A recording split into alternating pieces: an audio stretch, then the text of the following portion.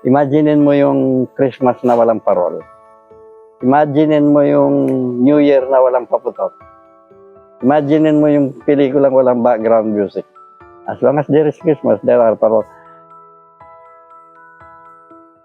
Tuwing sumasapit ang Pasko, may kakaibang ningning ang Pilipinas. Ngunit sa Pampanga, ang liwanag na ito ay may mas malalim na kwento. Kwento ng pagbangon, pag-asa, at mga ngiti sa likod ng palamuti.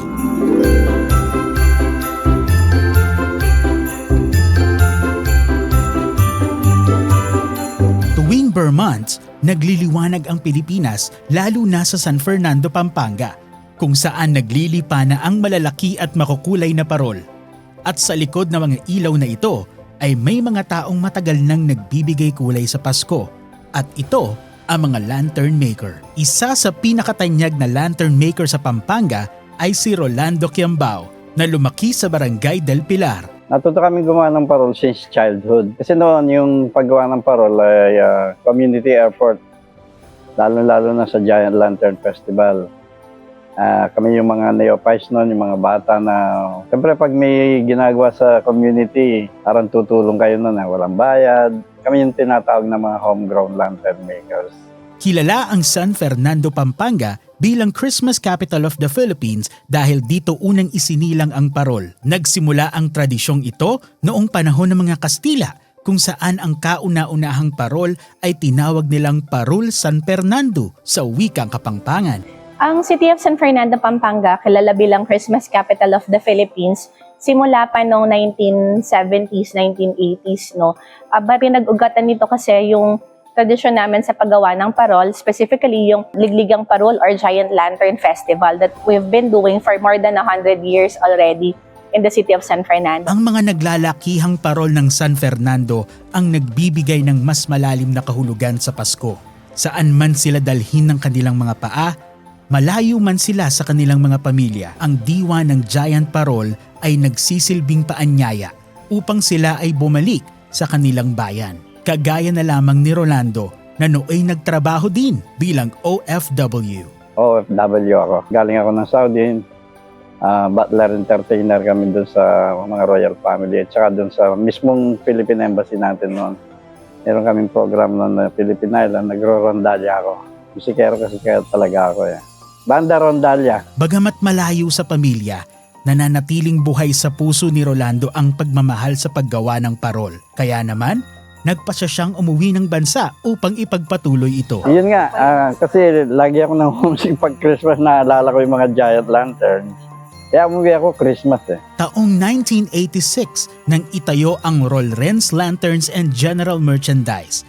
Isa sa pinakamalaking parol supplier hindi lamang sa Pilipinas kundi sa buong mundo. Nag-umpisa kasi ako yung pang repair lang ng bahay. Yung mga parol na, alimbawa, titingnan ko yung mga bahay na may parol the previous years. Tapos, tinatandaan ko yung pupuntahan ko. Tapos, i-offer ko yung repair. Re-repair. Tapos, alam mo naman sa barkada, yung hindi ka pa gumawa. Ganun, yung display ka sa daan. Gumawa ako ng mga ilan-ilan.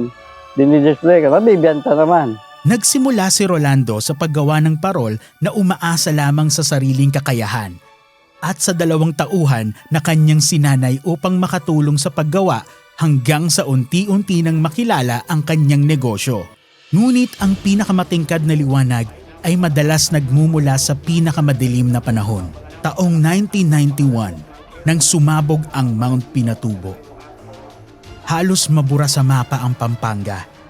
Nabalot ng abo ang mga kalsada. Daan-daan ang nasawi at tila nawala ang ningning ng Kapaskuhan sa mga taga San Fernando. Sa kabila ng trahedya, muling sumibol ang pag-asa sa mga Fernandino. Isa sa naging sagot ay ang liwanag na muling nabuhay sa pamamagitan ng mga parol na likha ni Rolando. Naglakar dito. Sinumisyon ako ng mayor na papasiglahin namin yung San Fernando sa pamamagitan ng mga parol. Yun ang simula. Lahat ng occasion dito, pinadedecorate sa akin.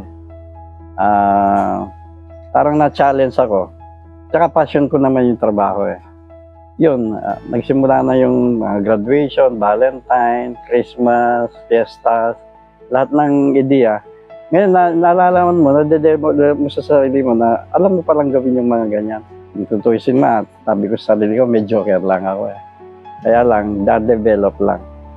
Dahil sa passion. Dahil dito, samut-saring parangal ang nakuha ni Rolando kabilang na ang Most Outstanding Kapampangan Award noong 2005 at 2008 at marami pang iba. Ngunit sa kabila ng maraming pagkilala, may isang parangal na hindi matutumbasan ng kahit anumang gantimpala. Ito ay ang naibigay niyang tulong sa kanyang kapwa. Isa na rito si John. Maswerteng nabiyayaan ang trabaho ni Rolando at ngayon ay mahigit 4 na dekada nang gumagawa ng parol. Kahit may kapasanan ako, hindi sa akin, naglang na sa trabaho. Mabait sila, marami silang natulungan. Tsaka siyang sa akin, nagde-demo kahit saan. Ito yung natutuhan ko sa kanya. Nagagamit ko yung natutuhan ko sa kanya na pag-aanak buhay. Actually nga, naging tradisyon siya. Kasi ganito yan eh. Kanya-kanya tayo ng principle sa buhay. Pag ikaw lang maasenso, naiiwan yung sa ibaba, you are not successful. Kailangan kasama silang aakayin mo. Pero actually, nabuhay namin yung mga pamilya na within 1 year. Ang continuity niyan, yung nakakuha sila ng mga tricycle for after the parole, mayroon silang mamamasada, continuity. Pero ang talagang bloodline nila yung sa parole talaga. Kami kasi yung mga tinatawag na, kumbaga sa community, tawag sa'yo ninong na eh. Pag ninong, yung parang ikaw yung taga-save. Ma-hospital sila, mag-matrikula. Libre nga yung bigas nila eh. Yeah, during the war. Bigas lang talaga ng kaya namin. Pero hindi na sila, magdala lang silang ulam na. Dito sila nagluluto, community. Kaya yung samahan nila, mahigpit eh. Kung hawak mo yung bini, hindi mo sinasabog sa lupa. Walang tutubo. Walang lalang eh. Pero hiyagis mo yan. Ako, masaya na ako kapag halimbawa 30 students, 2 lang yung matuto. Okay na sa akin yun, masaya na ako. At least may napasahan ka. Yung anak ko, 2 lang o 2 lang yung pinagpasahan mo.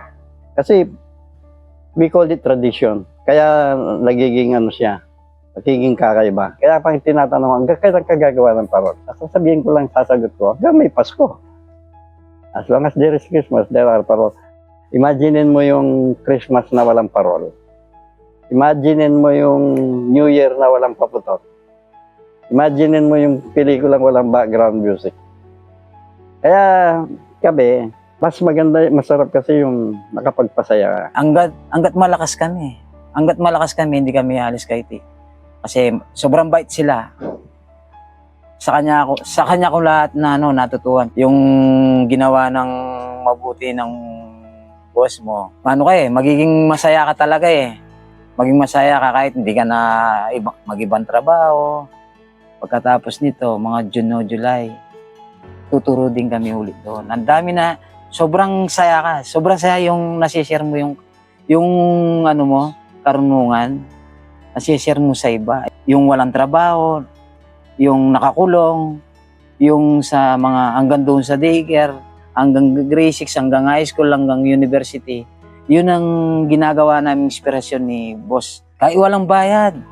Ako sobrang, yung balahibo ko. Yung tulad sa City Jail, yun, wala na silang alam. Sobrang saya nila. Kahit nakakulong sila, sobrang saya nila. Sobra. Mula sa simpleng tradisyon, lumago ang industriya ng parol sa Pampanga na ngayon ay kombinasyon na ng sining, teknolohiya at negosyo. Habang patuloy ang pag-unlad, nananatiling buhay ang kultura at bumabalot sa bawat parol ang diwa ng Pasko at pagmamahal ng Fernandino. Ang pagpreserba ng arts and culture at pagpapasa nito sa susunod na henerasyon. Kaya meron tayong iba't ibang mga activities, hindi lamang ng City Tourism Office but ng kabuuan ng pamahalaang lungsod ng San Fernando, kagaya ng pagkakaroon ng livelihood training program sa lantern making, not just for, included dito yung mga PWDs natin at saka yung mga PDLs din natin na tinuturuan silang gumawa ng parol. So very inclusive yon. Tapos meron tayong mga inter-school lantern competition kung saan yung mga bata, sila mismo yung mga gumagawa ng parol, na sinasama sa ganitong klase ng competition. At bilang isang tourism officer, talagang ina-advocate natin na hindi lamang na-appreciate yung final products, kundi yung kwento ng bawat tao na may kontribusyon sa paggawa ng parol. It really takes a village to build that giant lantern. At hindi natin kinakalimutan yung mga nagtutulungan para magkaroon ng magaganda at higanting parol ang San Fernando. Para sa mga Kapampangan, ang parol ay sumisimbolo sa panibagong pag-asa. Ang maningning na ilaw nito ay nagbigay din ng liwanag sa kanilang landas tungo sa pagbangon. Yung speech ko noon, sinabi ko, ang mga parol na ito ang naging tanglaw ng mga Kapampangan para magsimula ulit, build up nila yung sarili na magsimula, magbalik sa negosyo, magsimula ng kabuhayan, ang naging tanglaw nila. Yung mga ngiti nila, nandyan sa parol kasi nga umunlad uli yung San Fernando, ang Pampanga, nag-bounce back uli na naging masagana uli yung buhay. Sa pamagitan ng parol na ito, nagbalik yung negosyo eh. Kaya nakuha ko yung award na yun. Yun ang naging nila sa akin kasi napasaya mo eh. Pag sinabi mong napasaya yung mga tao, may ngiti na yun. Dahil sa mayamang kultura sa paggawa ng parol, malaki ang pangarap ng Tourism Office ng San Fernando na mas makilala at maipagmalaki ito sa buong mundo. Sana sa darating na panahon, maging UNESCO Creative City ang San Fernando, no? Kagaya ng ibang mga lungsod dito, para patuloy pa rin namin na maipreserba yung tradisyon namin, hindi lang sa paggawa ng mga higanting parol, kundi yung mga associated traditions namin sa ibang mga crafts, sa ibang mga larangan, kagaya ng gastronomy, no?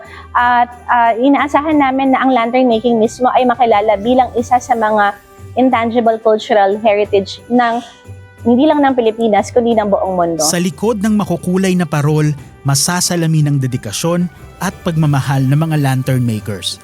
Naway maging inspirasyon ito upang pangalagaan at pagyabungin ang kultura at tradisyon para sa susunod na henerasyon. Dahil ito ang puso at buhay ng San Fernando.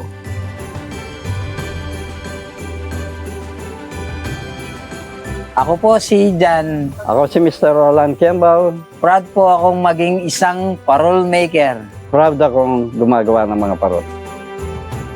Ang kwento ni Rolando ay isang paalala na sa bawat parol na kanyang nililikha, naroroon ang puso at pangarap na handang magpasaya.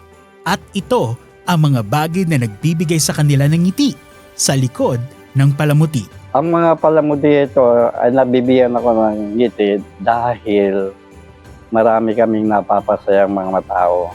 Tuwing Christmas, joy to the world sila.